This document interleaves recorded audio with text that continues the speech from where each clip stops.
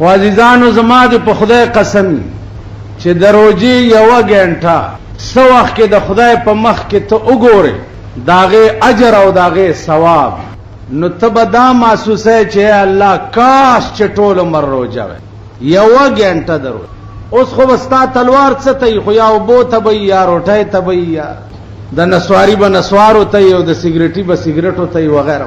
لیکن د روژې یوه ګنټه چې ته د الله په مخ کې وګورې څه وخت کې، نو بیا به وایې چې کاش خدایه چې ټول عمر روژه. عزیزانو، شاهجهان بادشاہ یو ورځ خپل وزیر اعظم ته په خپل لاس د لیچي او 100 دانې ورکړ. لیچي او میوه ده. نو بادشاہ لاس وروګت کو، وزیر اعظم ته وی دا لیچي واخ. چې سبا شو وزیر اعظم ټول علاقې ته روټای وکړه او لوی خیرات وکړ. خلکو ته تپوس وکړو چې صاحب دا ولې؟ وی په ما الله ډیره لویه مهرباني کړې ده، بیګا ما ته بادشاہ په خپل لاس د لیچي دانې راکړي. نو چرته زاو چرته د بادشاہ لاس. نو عزیزانو، علما وایي چې وزیر اعظم د شاهجهان د بادشاہ په لاس خو دومره فخر کوي چې ټول خاریه ته روټۍ کوي او خیرات کوي چې بادشاہ په لاس ما ته د لیچي دانې راکړلې شوي دي. په قیامت کې به د ټولو نیکو اجر او ثواب چې دی هغه د ملائکو په لاس تقسیمیږي.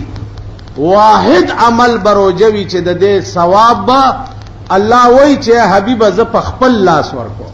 دا چا ویلی دي؟ دا جناب رسول الله صلی الله علیه وسلم فرمایي. او دا حدیث ته حدیث قدسی. حدیث قدسی دی ته وایي چې الله بغیر د واسطې نه پیغمبر سره خبرې کړي. یو خبرې وی پیغمبر سره په واسطه باندې، او یو خبرې وی بغیر د واسطې نه برای راز. خدای چې د پیغمبر سره کومه خبره وکي هغه ته څه وایي؟ حدیث قدسی. حدیث قدسی کی راضی چې الصوم لی وانا اجزی. الصوم لی، روزه زما ده، وانا اجزی به، او د دې روزي جزا به زه ورکوم. یو جز د حدیث ده. یو دا ده الصوم لی وانا اجزا به، روزه زما ده وانا اجزا به، او پیغمبر د روزې په بدل کې به روزهدار ته زه ورکړلی کېږم. خدای خبره پوه شوئ؟ روزه زما ده او د روزې جزا به خدای وایي زه په خپل لاس خلکو ته ورکوم. یو ترجمه خو د دې حدیث دا ده، یو لغت دا ده الصوم لی وانا اجزی به. یو الصوم لی وانا اجزا به، روزه زما ده او د روزې په بدل کې به روزهدار ته زه جزا کړلی کېږم، یعنی زه به د روزهدار شم. عزیزانو، تاسو وګورئ چې څومره عبادات شي، هر یو عبادت کې ریا راتلی شي. مونځ دی کېدی شي چې ته دې دپاره کې چې خلک راته ښه سړی وو. حج دی کېدی شي ته دې دپاره کې چې خلک راته حاجي صاحب وو. زکات ته کېدی شي ته دې دپاره ورکوې چې خلک راته سخي وو. هر عبادت کې ریا راتلی شي. واحد عبادت روزه ده چې په دې کې ریا نشي راتلی. که ته خورې نو چاته پتم نه. اوس تاسو په ایمان ووایئ، که ما اوس چېرته اوبه څکلي نو تاسو ته پته لګي؟ چاته پته لګي؟ اودس مې کوله او خولې ته مې اوبه اچولې او لسته ګوټه مې تېرم کړه او خلکو ته یم چې زه غړغړې کوم، نو چاته پته لګي؟ یا غسلخانې ته لاړم او لمبل مې او دننه مې کوزه په سر راواړولم اسکلې، چاته پته لګي؟ نو چې هر کله ته پټه روزه خوړیم شي او بیا یې مو نه خورې، نو معلومیږي دا چې خالص د خدای یاره دې پړه کېده. نو واحد عبادت په ټولو عباداتو کې روزه ده چې دې کې ریا نشي راتلی. دا معامله صرف ستا او ستا د خدای په منځ. عزیزانو، د جنت به ډېرې دروازې. یو دروازه به د هغې نامه به ریان وي. په ریان دروازې به سردار کونین صلی الله علیه وسلم فرمایي چې ریان دروازه به روزهدارو ته آواز کوي چې روزهدار دی زما په لار راځي او جنت ته دی. زما عزیزانو، بیا به د جنت دروازې نه دننه خلق ولاړي سلامایله، خو چې ته ورننوځې نو آواز به وشي چې سلام علیکم سلام علیکم. ملائکې به تا ته به سلامي. الله څه به وایي؟ سلام علیکم طبتم فادخلوها خالدین. پتاسو دے سلام وی، تاسو ډیر پاک او خکولی خلق وی. فادخلوها خالدین، راننوزی جنت تا پدا سے راننوتو سرا چې ټول عمر به پکې ای بیا بم ته سوک باسینا، د کرایې کور بنئ چې څوک به ته وباسي. په پاکستان کې به خپل کور نه چې په ټیکسونو کې به در نه سرکاري کی. پاکستان کې چې خپل مزدوري وکي او کور د وران شي او ځان لپاره کور جوړ کيم، د دوی ټیکسونه به در باندې دومره ولګي چې در نه به سرکاریم کی. دوی په تورې بلامات شه، د دوی کم غم بجاړي و اخراجات زیات دي. بجټ ډیر خراب پیش شوی دی. بجټ به ولې خراب نه پیش کی چې د شاهانو خرچونه نه پوره. شاهان د خپل خرچونه کم کینو ته وګوره چې بجټ سميږي او کنه سم. شاهانو د نوابانو خرچونه نه، د ترکی اسپونو ونډې نه پوره کیږي، نو تا ته بچرته بوسم خدا کا ضرورت ونډا غي نه پاتې کیږي نه، نو تش بوسم تا ته نه. بهرحال بلا تور ورپسې خبره داده چې جنت ته نه نوځه او پدا سے نه نوتو سره فادخلوها خالدین، چې یو ځل نه نوته بیا به څوک وسته نشي. عزیزانو په دې پیغمبرانو کې یو پیغمبر تیر دی، ادریس علیہ السلام نام ہے. قران کریم کې داغه ډېر خپل ذکر.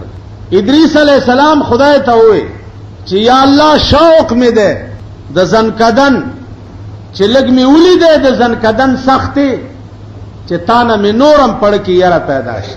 اسرائیل علیہ السلام ته حکم وشو چې د باندې سخت د زنکدن راولا او سات قبض کا، سکرات د موت پیراوست، سات قبض کا، بیا سات پس جن. یقین دی راغه و یا الله ډېر واقعي چې سکرات د موت چې دی هغه ډېر سخت. رسول الله صلی الله علیه وسلم به دعا کوله، اللهم انی اعوذ بک من سکرات الموت. خدایا ز پتا پناه غواړم داغه سختو د مرګ، د زنکدن سخته الله دې امان. پیغمبر چې کوم شینه امان غوښته اندازه کوه چې به څومره سخت کته څنګه وای ډېر نږدې دي ان قریب به ګوره. بیا ادریس علی السلام وی چې یا الله جهنم کتو ته مې شوق ده چې جهنم وګورم او استاد قهر یره مې پړه کې نور زیات بوې زئی جهنم ته بوتلو پیوي ګرځولو چې دا جهنم نور وایا. وی یا الله اوس مې جنت کتو ته شوق ده چې جنت وګورم او د جنت په هوس باندې ستا عبادت. سردار کونین صلی الله علیه وسلم فرمایي جبرئیل علیہ السلام ته حکم وشو چې بوزه جنت ته بوتلو دا جنت ته ورننه وځه پکې وګوره. د چې ورننه وته پکې خو ګرځید نو کېناست. چې کېناستو جبرائیل ورته وی روزه کنه، ورته وی وزم چرته دې زنه سوکوزم و مارا وسته روزه ورته والله کده روزم را سره شریعتو کا فیصله را سره. جبرئیل علیہ السلام خدای ته وی چې یا الله دا خود سي وي ورشتیا وي ور سره خبره وکا کنه جرګه ور سره وکا کده یو غټل راوي باسا کده بیلو د پکې پرېدا. وی یا الله ثالث به څوکي. الله ورته فرمایل چې ثالث به زېما تو ادریس به باسو کوي زبه ثالثم چې چا وګټل داغه په حق کې به فیصله وکړي. وډره جبرئیل علیہ السلام ته وی چې تا سره څه دلیل دی چې دی راو باسه د جنت؟ و ما سره بل څه دلیل نشته، خدای مې راوستو د دنیا نه یا الله ستا حکم چې جنت ورته وخایا. نو چې ورته مې وخود نو د کور مېرمن کیږي خو دې نه راوځي چې بیا خپل ځای ته بوس. و بس دغه دلیل دی ویل. ادریس علیہ السلام ته وی چې تا سره څه دلیل دی چې نو زبار؟ هغه ورته یا الله ما سره دلیل ستا کلام دی، ستا کلام ما سره دلیل.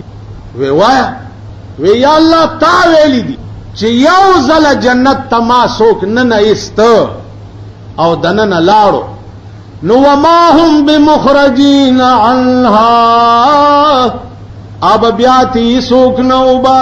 نو تا ویلی دی چې یو ځل ز سوک ورن نه باسم بیا بیتی سوک نو باسی. نو جبرائیل څوک دی چې ما بیاتی وباس؟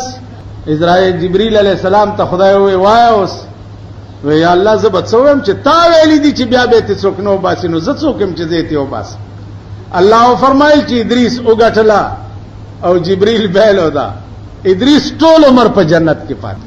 قران کې راغلي دي واذکر فی الكتاب ادریس انه کان صدیقا نبیا ورفعناه مکانا علیا. ادریس علیہ السلام هغه پیغمبرو چې الله په ژوند جنت ته بوتل. عزیزان تاسو مستحق د جنت با الله وګرځي ان شاء الله العزیز. او که ارادیم پاکی وي نیتم پاک.